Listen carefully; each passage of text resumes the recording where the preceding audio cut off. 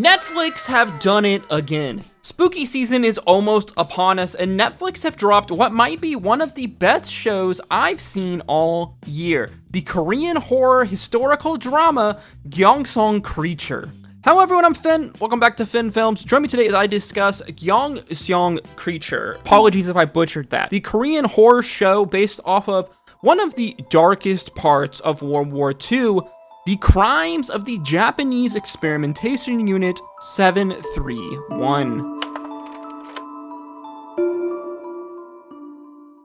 So I'm a fan of Korean media. For example, Devil's Plan is one of the most unique and interesting reality game shows I've ever seen. Oldboy is one of the best thriller movies of all time, and The Host is easily one of my favorite monster horror movies ever. So when I saw a new Korean horror show had recently debuted on Netflix, and apparently it had over 90% on Rotten Tomatoes, you know I had to check that out, and wow, was I not disappointed. Okay, so I should note that while I was editing this video, I realized that the part 1 of this series came out in 2023, with part 2 set to be released either in December of 2024 or early January of 2025. But we're still making the video anyway because the show's that good. Gyeongseong Creature is a story of fear, oppression, resistance, and most surprisingly of all, love. The show follows our main character, Jung Tae-sung, a young playboy and businessman in the city of Gyeongseong in 1945 during the end of World War II, this city being under the control of the occupational forces of Japan. But suddenly, Jung Tae-sung's world is thrown upside down when he meets a father-daughter sleuth duo who are on the hunt for the girl's missing mother. During their investigation, the three making a shocking discovery that the Japanese are doing something horrible underneath the city's local hospital. Apologies right now, once again, if I butcher any Korean names in this video. I'm just an ignorant American, but I promise you that I'm doing my best here. So for starters, I just want to say that, like, calling this show simply a horror show, I think is really doing it a massive disservice. While yes, it is a horror show, there are many dark and real themes of horror that permeate, like, this entire story, and even some terrifying monsters to boot. It's also a historical drama period piece that gives a deeper insight into the story of the Korean people during the Japanese's 35-year occupation of the country, specifically how the people struggled against this occupation and the horrible ways that they were treated. It's also, like, surprisingly hilarious at times, with the show shifting from, like, many of these, like, really dark, extremely real-ass themes to, like, a lot of moments of, like, comedy and lightness. Just when they hit you with some real-ass shit, they suddenly blindside you with some, like, really genuinely funny moments of comedy. And probably most surprisingly of all is that the center of this show is a love story, as well as a story of redemption and of a rise to a higher calling in our main character, Jung Tae-sung. But honestly, if you watch, like, enough Korean media, then, like, I guess this really isn't that surprising, as the Koreans really do love a good love story. At its core, though, this show is a horror piece of media, but really not in the way that you might be, like, expecting when you hear the word horror. Yes, there are elements of, like, monsters and kind of, like, supernatural-esque themes, specifically the idea that in this show, the Japanese scientists in the city are experimenting on, like, native Koreans, and we're somehow able to turn some of these native Koreans into, like, super apex predator monster-like creatures. But the real horror in Gyeongseong Creature, to me, is the dark depths that, like, humans are able to sink to. For this part of the video, we need to do a little history lesson, if you will, into Asia, into World War II.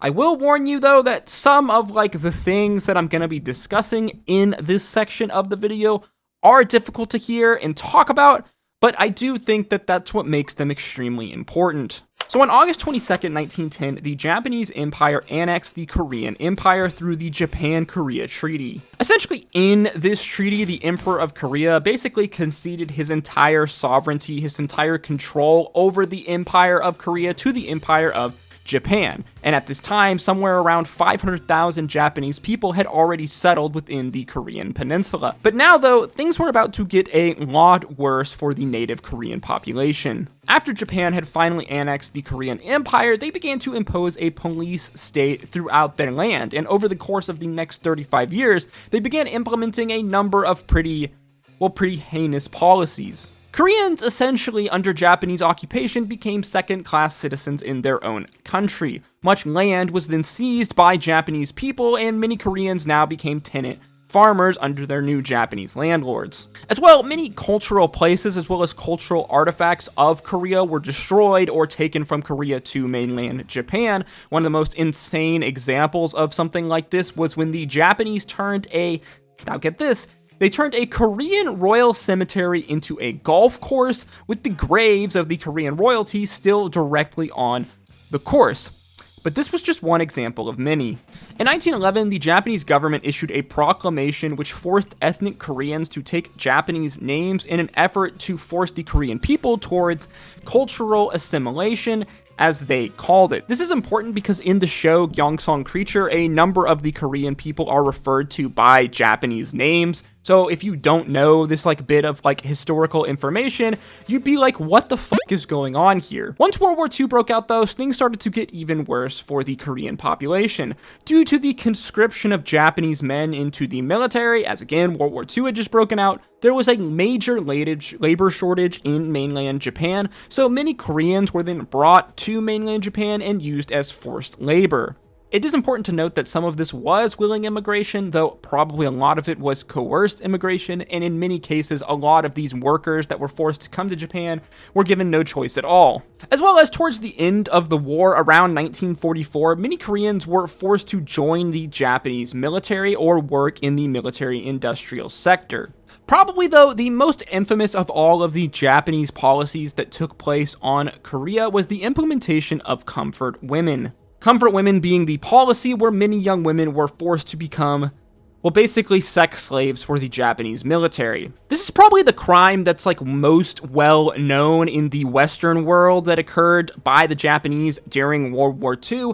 But even then, in the United States, the teaching of the Pacific side of the war during World War II is pretty extremely limited and lacking, and I wouldn't be surprised at all if most Americans never learned any of the things that I just covered in school. All of this historical context, though, is extremely important, not only to just learn the history in order to better understand the horrors of World War II and what humans are capable of, but really also for the context of the show that this video is actually about, the show Gyeongseong Creature, because this is the world that Koreans had been living in for 35 years when the show takes place.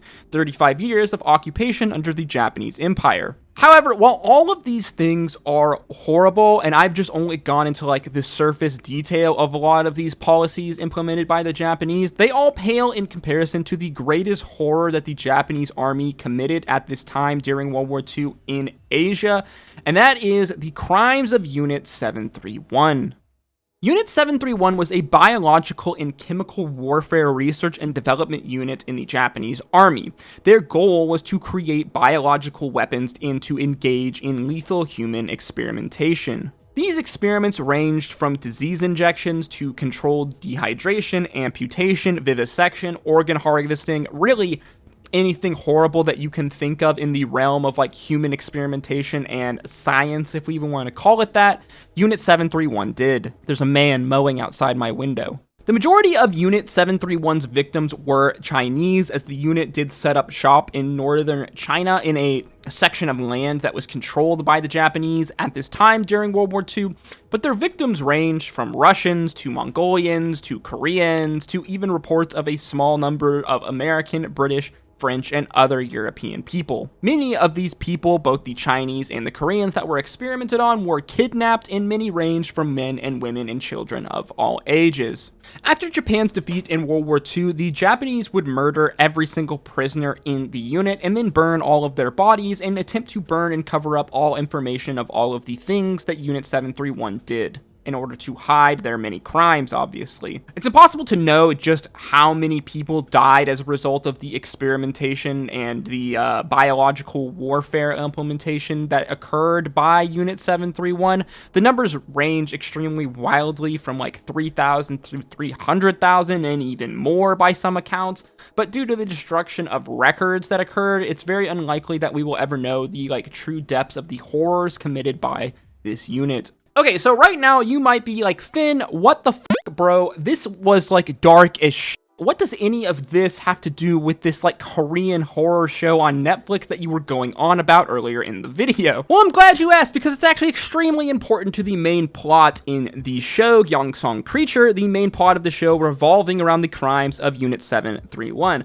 Specifically that in this show, the unit fled China and then set up shop in the city of Gyeongseong, in which our story takes place in, though obviously this is like a historical dramatization, a historical fiction. Here, the Japanese army began experimenting on the Korean population with a strange parasite that they had discovered in the mountains. A parasite that takes over a human's brain, turning them into a wild apex predator-like creature with a hunger for human brains. And when that parasite is then combined with anthrax of all things, well, then it turns into this thing. There's like a ton of things that I could praise about this show, a ton of things that I love about this show, the quality of its acting, the really intricate detail of its writing, the historical accuracy of its sets, wardrobes, plots, and props, the many twists and turns and plot reveals of this story, to its ability to interweave a number of like different plot threads together into one very creative and coherent narrative. But to me, I think like the most important and interesting part about this show is the tone and the historical context that the story takes place in.